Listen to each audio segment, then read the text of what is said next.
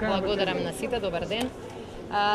Денеска продолживме со нашата врата до врата кампања во која се среќаваме директно со граѓаните и говориме за нивните проблеми.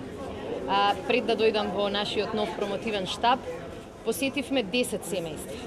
Верувајте дека повеќе од половината од нив се пожалија на големите казни, давачки и надоместоци кои што секоја година и секој месец мора да ги плаќаат.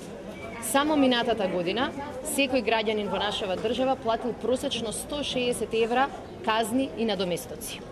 Новата влада на Социјалдемократскиот сојуз тоа ќе го промени. Буџетот нема да го полниме со казни, туку со вистински инвестиции.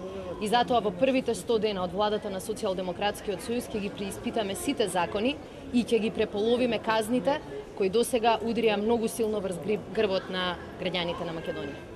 Благодарам. Ако имате прашања, како го оценувате текот на кампањата со оглед на тоа што еве денеска и ЛДП се жалат за скршен штаб, претходно Обединети за Македонија, претходно вие се изнесоа намаса, не знам, суми за чанти, значи дали каков тип на кампања се води? Што можеме да очекуваме? Власта нема што да им понуди на граѓаните на Република Македонија и затоа се служи само со навреди и насилие. За дел од навредите поднесовме веќе кривични пријави, а за насилието казната ќе им стигне на 5 јуни. Граѓаните веќе неколку пати ни кажаа дека им е доста од политичари кои што само се караат, обвинуваат и владеат со казни и суцени. Граѓаните сакаат да чујат што имаме да понудиме. Ние нашата кампања нема да ја менуваме, ќе продолжиме позитивно од врата до врата, ќе зборуваме со и за граѓаните на Република Македонија, а Балканата игра им ја оставаме на оние кои што губат.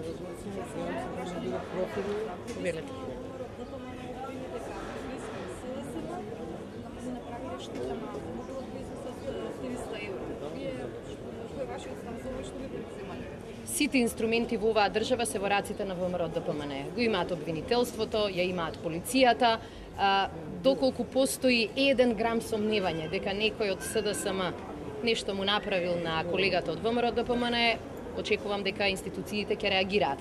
Меѓутоа, обично, дури и кога немаат никакви докази, реагираат брзо и реагираат прилично агресивно.